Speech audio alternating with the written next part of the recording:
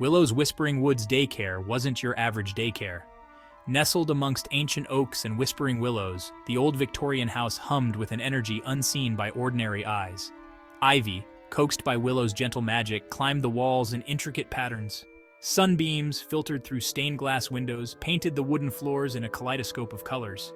The air itself buzzed, not with electricity, but with something older, something wilder. Willow wasn't your average daycare provider either. Her coven had banished her, their laughter echoing in her ears still. They called her magic frivolous, silly. Who needs a spell to make flowers bloom brighter or birds sing sweeter, they scoffed. But Willow knew the world needed more beauty, more joy, and she knew just how to weave it. The children loved her. They loved her stories of mischievous fairies and brave tiny mice. They loved her herbal teas, brewed with lavender and chamomile, that smelled of sunshine and dreams. They loved her gentle hands that soothed away scrapes and tears. Willow, in turn, loved them fiercely, her heart overflowing with a warmth that chased away the chill of her coven's rejection. Willow believed in the power of laughter and imagination. She saw magic in the everyday, in the way sunlight danced on dewdrops, and the way children's eyes widened with wonder. She created a world where every day was an adventure, every corner held a secret, and every child was extraordinary. At Willow's Whispering Woods Daycare, the ordinary transformed into the magical.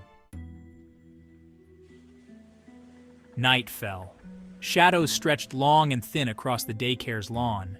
The moon, a silver sliver in the inky sky, cast an eerie glow on the old oak tree that stood sentinel by the gate. Inside, the toys lay still, the laughter of the day just an echo. Willow, her heart heavy with a premonition, checked the locks one last time. She whispered a quiet word of protection, a shield against the unseen, and turned towards home. But some shadows, it seemed, held malice. A figure, cloaked in darkness, slipped through the night, his intentions as cold as the steel in his pocket. He'd been watching, waiting for his chance. Now, with the daycare shrouded in darkness, he saw his opportunity. He jimmied open a window, his movements swift and silent, and crept inside. He moved like a phantom through the darkened rooms, his breath shallow, his eyes darting. He found his way to the playhouse, a miniature castle with a bright red door and a turret that scraped the ceiling. He squeezed inside, the musty scent of wood and old toys filling his nostrils.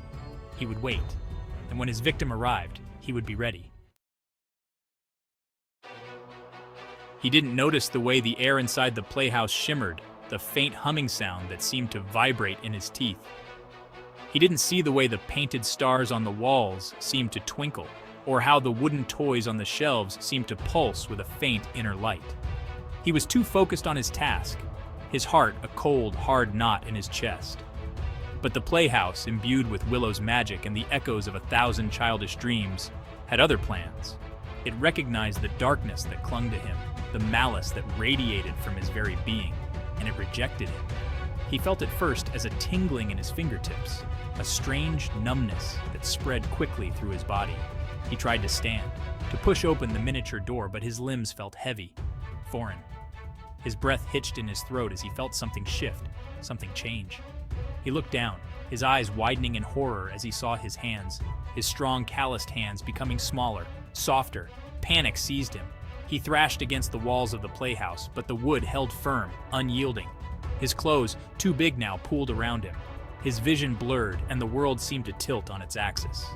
He was shrinking, becoming something smaller, something younger.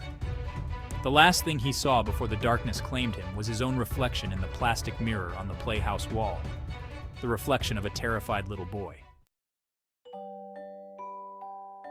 The morning arrived, bright and cheerful, oblivious to the darkness that had transpired within the daycare's walls. The sun, a benevolent giant, stretched its golden fingers over the treetops, chasing away the remnants of the night. The birds, their throats full of song, announced the arrival of a new day. The yellow school bus, its sides adorned with colorful handprints, pulled up to the gate. One by one, the little girls tumbled out, their backpacks bouncing, their voices a chorus of excited chatter. They raced towards the playhouse, eager to resume yesterday's game of princesses and dragons. "I call being the princess," Lily declared, her blonde curls bouncing. "No fair. You were the princess yesterday," Maya protested, her dark eyes flashing. They reached the playhouse and threw open the door. Then they stopped, their playful banter dying in their throats. Inside the playhouse, nestled amongst the stuffed animals and wooden blocks, lay a baby. As they step into the playhouse, they find a surprise, a baby boy lying on his back, eyes closed, peacefully asleep. The girls giggle and point at the tiny bundle, especially at his waist, where something curious catches their eye. In walks the hedge witch, her long flowing robes trailing behind her and a warm smile on her face. She sees the baby and doesn't seem surprised at all. "Ah, I see you've found our little visitor," she says. Her voice is soft, comforting, like a gentle breeze rustling through the willow trees. The girls gather around her, eyes wide with curiosity. "Why is there a baby here?" one of them asks. The hedge witch kneels down beside the baby, her eyes twinkling. "Sometimes magic brings us the most unexpected gifts," she replied.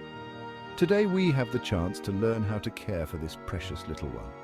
She begins to teach them, step by step, how to care for a baby. The girls listen intently, hanging on to every word. "First," she says, "we need to make sure he is comfortable." She shows them how to gently cradle the baby, supporting his tiny head and body. The girls take turns, their faces lighting up with joy as they hold him. Lily, the boldest of the group, volunteers to help change the baby's diaper. She rushes to get a pink-trimmed diaper, her favorite color. The hedge witch guides her through the process, explaining each step with patience and care. "Remember, Lily," she says, "gentleness is the key. Babies are delicate, just like the petals of a flower." With the diaper changed, the baby lets out a contented sigh, and the girls clap their hands in delight. They've learned something new today, how to care for someone smaller and more vulnerable than themselves. The hedge witch looks at her little apprentices with pride. "You've done wonderfully, girls.